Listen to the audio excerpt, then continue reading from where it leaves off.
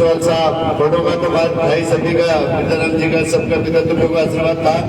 एक छोटा सी काम हाथ में लिया, टीम बना के, और उस अस्थि कलश कार्यक्रम में जब जी भाई साहब दिल्ली पहुंचे और उस बाबा की आत्मा हमारी धरती पे, दूधू की धरती पे जब पहुंची कलश यात्रा, पहली बार मतलब किसी चंदे के रूप में एक रसीद लेके घूमे हम, और हमें बहुत अच्छा सहयोग, करीबन 10-12 लाख रुपए आप लोगों ने दिया बाबा के नाम से।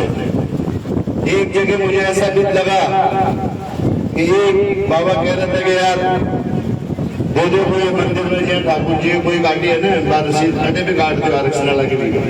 एक बच्चा उठा वहां से, कुटिया की बात कह रहा हूँ, हकीकत कह रहा हूँ मैं।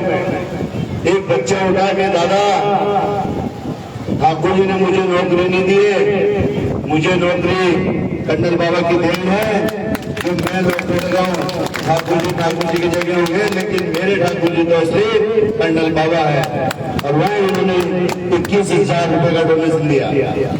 तो मैं तो उस आत्मा को प्रणाम करता हूँ कि मेरे समाज की बच्चियां जब सरकारी कुर्सियों पर बैठेगी और हम जैसे राजनीति करने वाले जब ऑफिस में प्रवेश करेंगे और हमारी बेटियां बहन जब सामने खड़ी होगी, तो हमें राजनीति करने का आनंद ही कुछ और होगा, आनंद ही कुछ और होगा।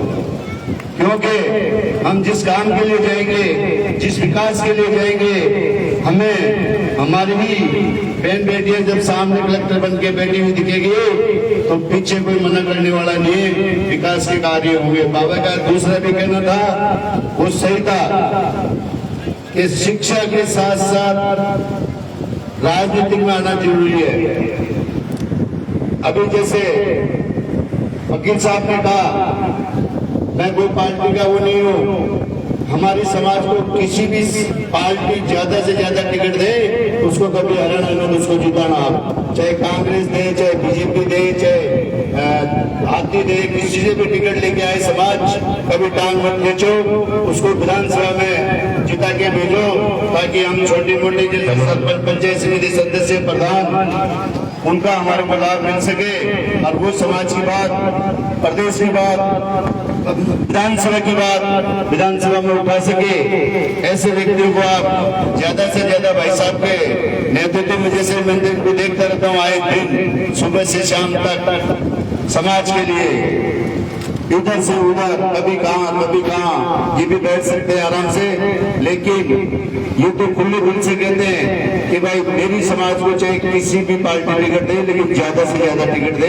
तो लगता है ये भी नहीं समझे कि भाई साहब किसी पार्टी से बिलोंग करते हैं। भाई साहब तो यूजर 36 कौन सब बिलोंग करते हैं, कोई टिकट की भी इनको लालसा नहीं है। बाकी बाबा का जो काम संभाल रहे हैं, मैं सदा ही फैसला परिवार जो हमारे समाज को यही नहीं है, कई बहुत राजसमंद जैसे जगहों पे फोन आते हैं कि देर ने हमारे पास जो सेक्रेटरी है, कोई मास्टर बन गया है, कोई मतलब इसकी तैयारी कर रहा है, तो वो अपने बाबा की देर ने जो अपन को लाभ मिला है। और इन्हीं शब्दों के साथ गुर्जर बिरादरी, गुर्जर सरदार को, पिता तुल्य बुजुर्गों को मैं आपके चरणों में प्रणाम करता हूँ। माया और माया ने भी राम राम, और इन्हीं शब्दों के साथ राम राम साहब, देव देवनारायण भगवान की जय। बहुत बहुत धन्यवाद साहब आपका। हमारे बीच में सुरेंद्र सिंह जी अवाना साहब भी पधार चुके हैं, जिन्होंने जैविक खेती के उत्पाद में राजस्थान में ही नहीं पूरे राष्ट्र में अपना नाम कमाया है। सुरेंद्र सिंह जी अवाना जी के लिए एक बार जोरदार तालियों के साथ स्वागत। मंच पर आए, बहुत बड़ी पहचान बनाई है अपने गुजर समाज में सुरेंद्र सिंह जी अवाना ने। आप कई बार देखते रहते हो, कभी राष्ट्रपति पुरस्कार से सम्मानित, कभी राज्यपाल, कभी मुख्यमंत्री। इनसे ये जैविक खेती की इन्होंने अपने पास में ही बहुत बड़ा पॉइंट बना रखा है। बहुत बहुत धन्यवाद। आप इस पधार कर शोभा और बढ़ाई।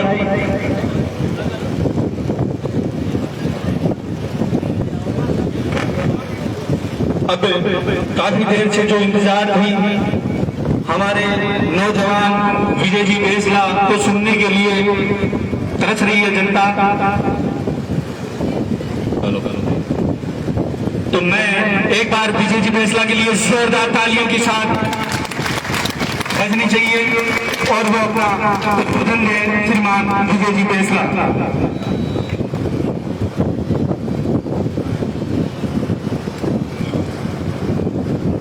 राम राम साहब, राम राम साहब, जोर से बोलने से बजने लग जाता है। अच्छा यहाँ बैठ लो।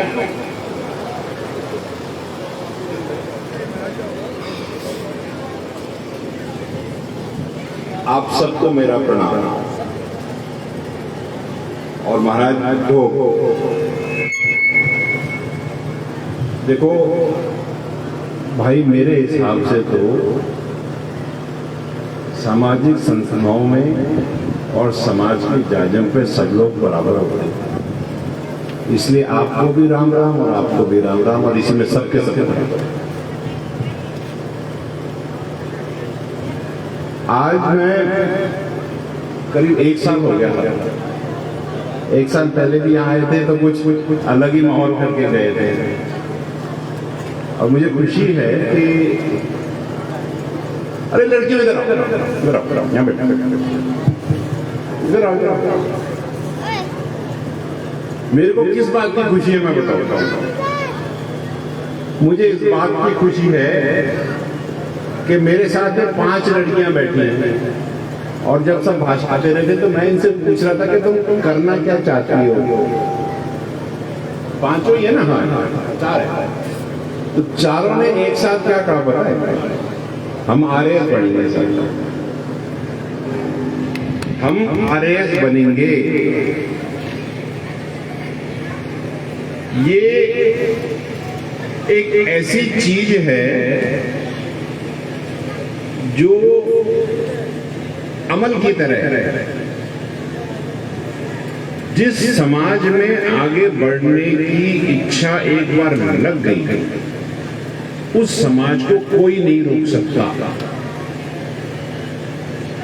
और एक के 90 आए हैं, एक के 95।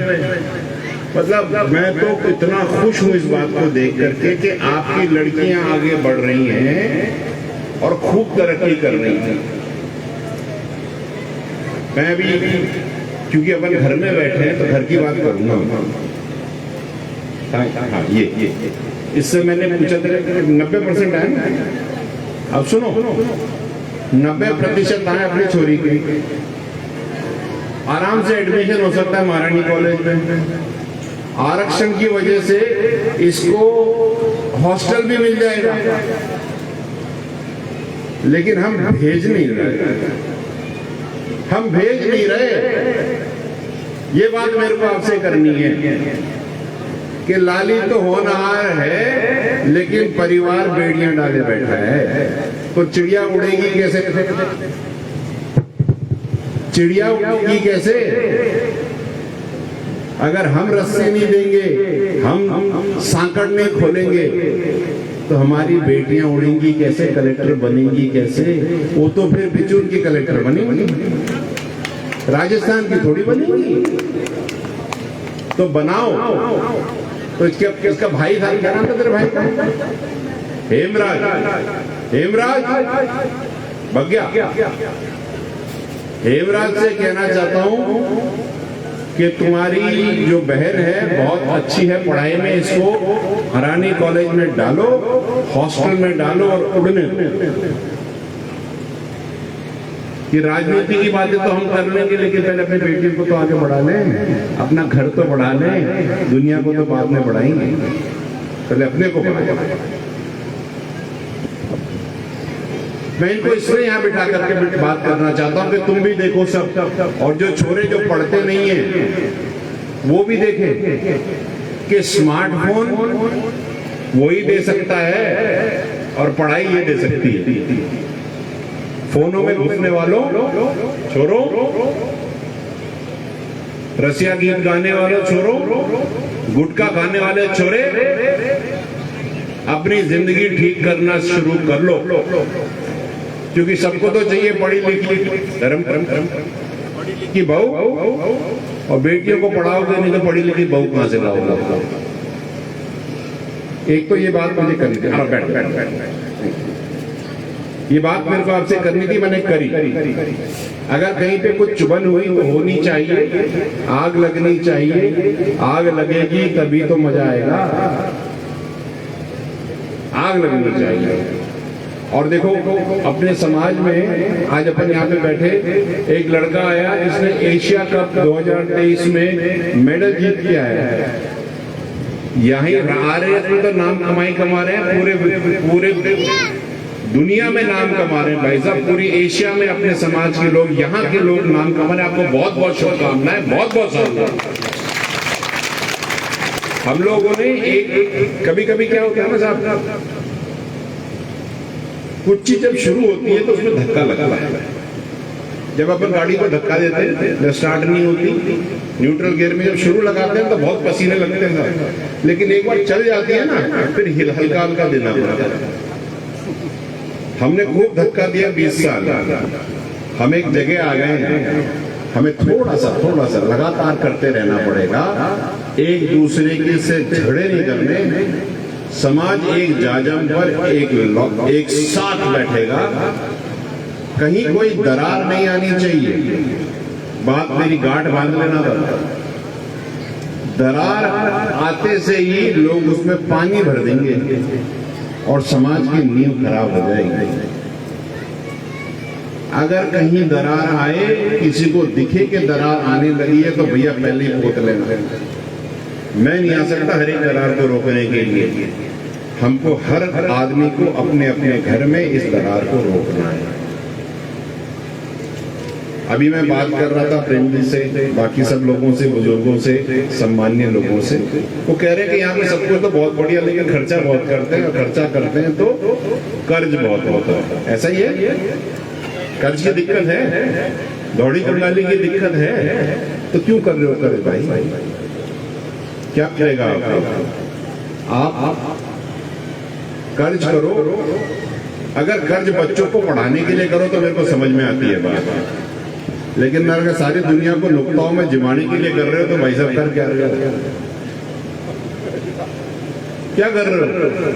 जिसके लिए कर रहे हो वो भी चला जाएगा, वो छोरा बड़ा होने से पहले बड़ा होगा कि बूढ़ा हो जाएगा। कर क्या रहे हो?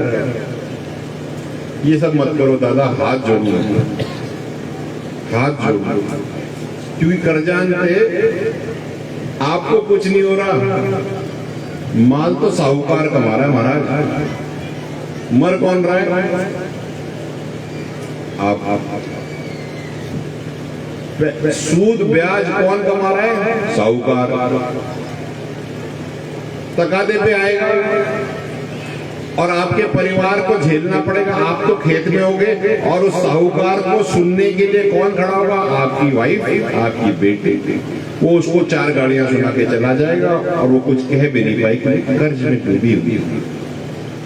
मैं घर घर की बात बता रहा हूं, लोग कह नहीं पाते साहब, मैं तो खुल के कह रहा हूं। तो वो काम मत करो जिसकी जाओगे। और अगर लगता है कि भाई देवनारायण भगवान पे खर्चा हो रहा है, तो जैसे कर्नल साहब कहते थे 15 साल के लिए देव जी तो मन में है, करो खर्चा बच्चों पे करो, बच्चों को देव जी के वहां पर ढोक लगाने लायक बना तो दो, तब तो आवे मजा आ।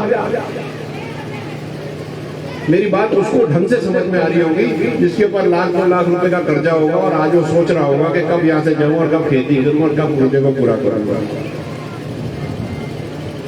जिसके सर पे कर्जा है दादा, उसको ये थोड़ी दिखता है कि खीर बनी है, वो तो सोचता है दिन खत्म हो गया साहब, आज के तकादे के पैसे नहीं है तो कर्जा कैसे वापस करूंगा, उसको तो यही दिखता है। तो ये काम करें, इस पे विचार करें, पढ़ाई करें। अच्छा मुझे एक बात बताओ, यहाँ पे गुटखा कौन कौन खाता है? खाता है कोई? मंच पे कोई खाता है? सही बताओ, नहीं खाता? इससे अच्छी बात, अगर आप में से कोई भी गुटखा नहीं खाता तो मैं हाथ जोड़ करके आपको प्रणाम करता हूं, और अगर खाते हो तो भाई साहब छोड़ देना। क्योंकि मैंने तो एक उसूल बना रखा है कि जो गुटखा खाएगा मैं उसके साथ फोटो नहीं खिंचाऊंगा साहब, राणा ही खत्म। अतर जी बात कर रहे थे, सोलाल जी भी बात कर रहे थे और पिछली बार जब मैं आया था तब भी मैंने बात करी थी कि 30,000 आपके वोट है और आपके काम नहीं होते। ऐसी बात हुई थी पिछली बार। तो मैं आपको एक बात और बता देता हूं, इससे उठ करके एक साल में क्या हुआ कि 200 विधानसभाएं राजस्थान में और उसमें से अपना एमबीसी समाज 75 विधानसभाएं काबिज करता है और हमारे अभी तक काम भी नहीं होते। हमारे छोरों की नौकरियां पूरी नहीं होती। सरकार, राजस्थान की सरकार, अब आपको सोचने वाली बात बताऊं मैं, जो कानून होता है ना वो तो आप पे भी उतना ही लागू है जितना आप पे लागू है, अलग अलग तो है नहीं। लेकिन राजस्थान की नौकरियों का आरक्षण का कानून राजस्थान सरकार के लिए अलग है और जोधपुर हाईकोर्ट के लिए अलग है। कानून एक ही है लेकिन मापदंड अलग अलग है। वो इसलिए है क्योंकि 200 विधानसभाओं को में से 75 विधानसभाएं काबिज करने वाला समाज आज राजनीतिक तौर से बिल्कुल जीरो है। आप हो सब जगह लेकिन कहीं नहीं हो दादा, कोई नहीं पूछ रो, मोट मगन रहेंगे, बाजार का तो भाव ही कोई पूछो। ये बिल्कुल सच बात है। इसको ठीक करने के लिए हम सबको मिलकर के जिसने ज्यादा से ज्यादा विधायक हम अगर विधानसभा में भेज पाए और ऐसे जो आपकी बात उठा सकें और बात कर सकें तब तो हम कहीं पहुंचेंगे, अन्यथा हम तो वही ढाके की। लंबी चौड़ी बात नहीं करूंगा। और माताओं को मेरा ये कहना है, जो माताएं वहां पे खूब साइड में बात कर रही है उनको मैं ये कहना चाहता हूं कि बेटियों को पढ़ाओ, आगे बढ़ाओ, और मेरे लिए कोई काम हो तो आधी रात को हेरा दे देना, ठाड़ो में दूंगा। बहुत बहुत धन्यवाद। राम राम साहब।